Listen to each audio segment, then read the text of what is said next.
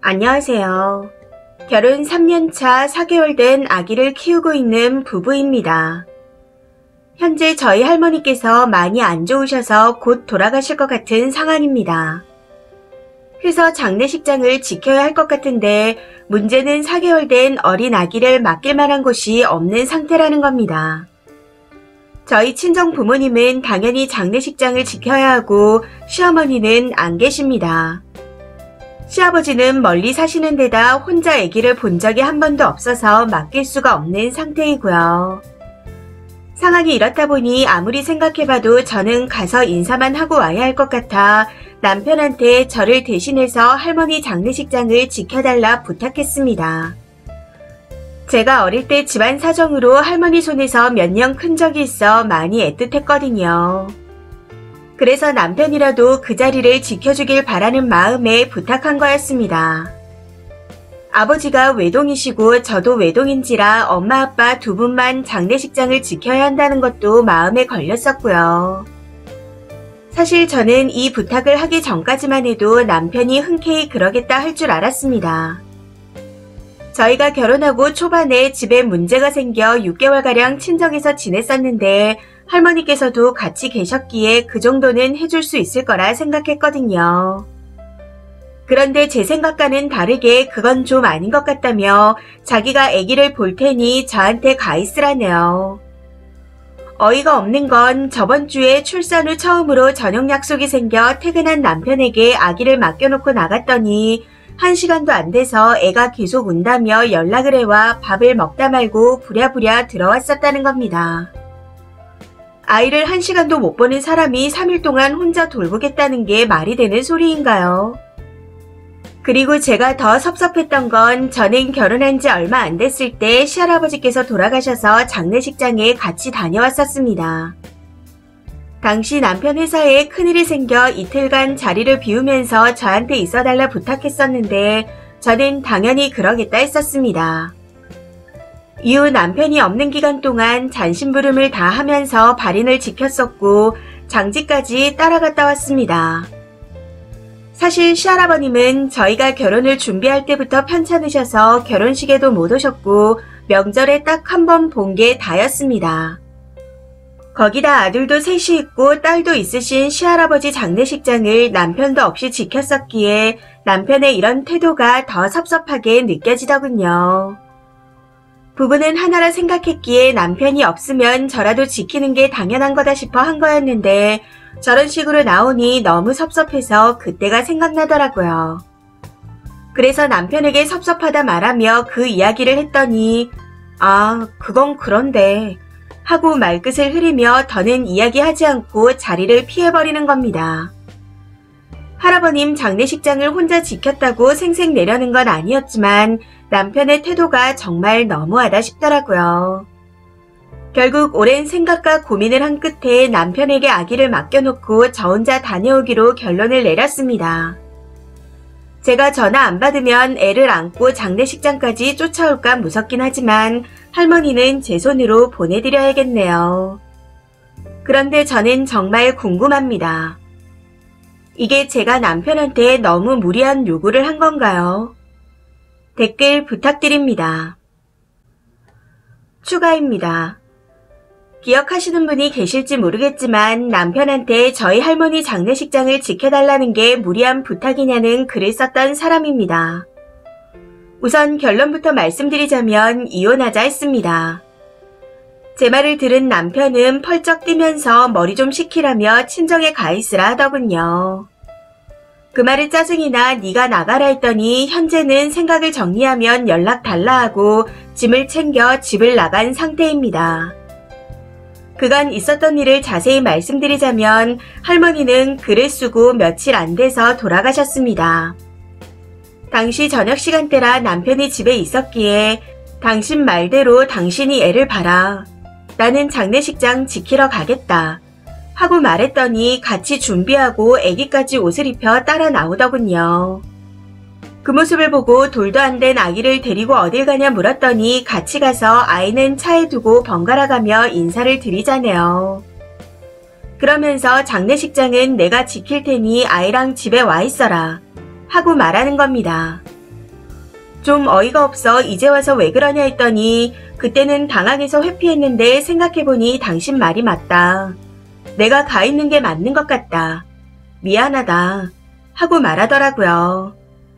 갑자기 변한 남편의 태도에 당황스러웠지만 그 상황에서 신랑이 하기 싫어서 별말 안 하고 그러라 했습니다.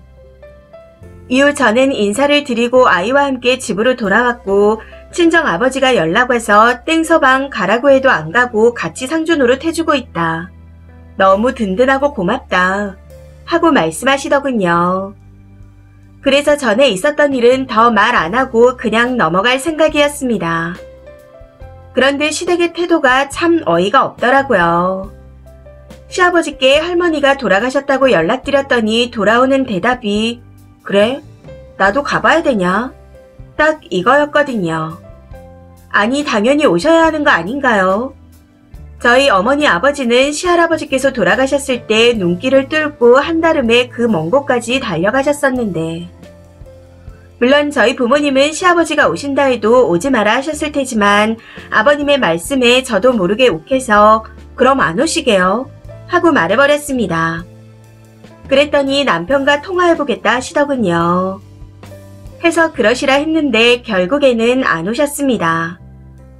남편과 통화할 때 옆에 있던 저희 엄마가 할머님도 계신데 위험하니 오지 마라 하셨다며 결국 오지 않으셨고 조의금만 20만 원을 보내오셨습니다.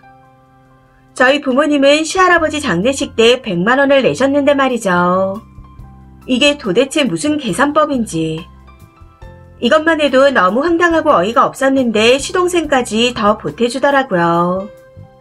그동안 조문은커녕 연락 한 통 하지 않더니 남편이 발인을 마치고 집에 온 날 저녁 뜬금없이 남편에게 전화해서는 이쪽에서 친구랑 술 마셨는데 자고 갈 데가 없다. 형 집에 가서 자고 가도 되냐? 하고 물어보는 겁니다. 수화기 너머로 그 목소리가 들리는데 이게 무슨 경우인가 싶어 아무 말 못하고 보고만 있었던 것 같아요.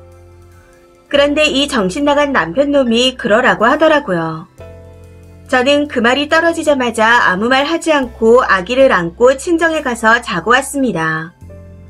부모님께는 걱정하실까 싶어 힘들었으니 손주 재롱 보시면서 좀 푸시라고 왔다 말씀드리고 자고 집에 돌아왔더니 남편 혼자 있기에 바로 이혼하자 했습니다.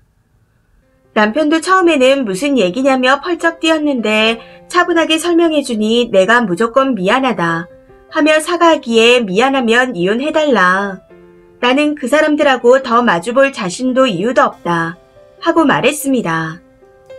그랬더니 이번에는 머리 좀 식히고 다시 얘기하자며 친정에 가 있으라 하기에 당신이 나가라고 내쫓은 상태입니다. 내일은 변호사 상담을 하러 갈 생각이에요. 저는 그 사람과 결혼해서 가족이 된 거라 생각하고 최선을 다했는데 그건 저만의 착각이었던 것 같습니다.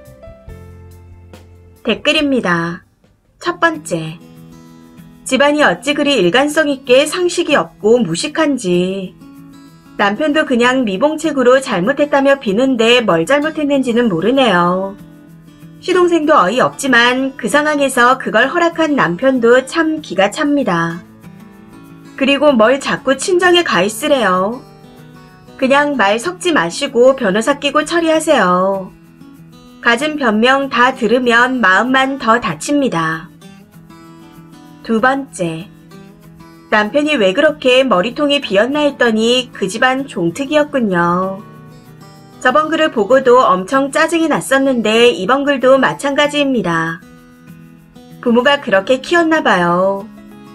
이혼하시는 거 적극 찬성입니다. 세 번째, 이거 가지고 싸우고 해도 저쪽에서 수락 안 하면 아마 이혼이 안 될 겁니다. 무조건 이혼만 한다고 생각하지 말고 재산이며 아이 양육권, 양육비, 이혼 후 어떻게 키울 것인지에 대해 고민을 먼저 해보셔야 한다고 생각합니다. 님이 이혼이 정말 하고 싶다면 변호사 상담도 제대로 받아보셔야 해요. 부모나 시동생이 지랄거리면 같이 막말하지 마시고 녹음 잘 해놓으시고요. 네 번째, 연애는 불꽃놀이, 사랑은 모닥불, 결혼은 연탄불이라고 합니다. 그 연탄불이 꺼지면 자식들 등이 너무 시려우니까요. 이혼 사유로는 약한 것 같습니다. 기분이 나쁘겠지만 아이도 한번 생각해주세요. 너무 감정적으로 가지 마시고요. 이혼이 애들 장난은 아니니까요. 그냥 할 말 다 하시고 시댁을 끊어버리는 게 가장 좋은 방법 같습니다. 5번째, 이혼보다는 시댁과 손절이 좋을 것 같아요. 아직 결혼한 지 얼마 안 된 것 같은데 남편은 한번 잘 개조시켜보시고 아기랑 쓰니는 시댁과 손절하세요. 아기도 생각해 주셔야죠.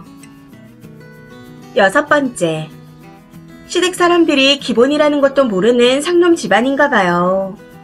연륜이라는 게 있으면 기본적인 생각이 있어야 하는데 저희 시부모님은 증조 할머니 돌아가셨을 때도 오셨습니다. 당연히 와야 하는 거라고요. 사람들이 날만 쳐드시고 기본이라는 걸 모르는 듯 합니다. 부모가 저러니 아들들도 그러는 거겠죠. 그 사람들은 변하지 않을 겁니다. 쓰니도 조금 감정적인 것 같고요. 7번째, 이혼 소송은 증거 싸움이라고 하죠. 6개월에서 길면 1년이 넘도록 갈 수 있습니다. 그동안 증거 많이 모아두세요. 톡으로 힘들었던 거 다 말하고 그 사람들한테서 오는 답장 다 캡처해서 저장해두세요. 통화 녹음도 다 하시고요. 저런 시댁과 남편은 하루빨리 치워버리고 새 인생을 사세요. 이 사연은 여기까지입니다. 시청해주셔서 감사합니다.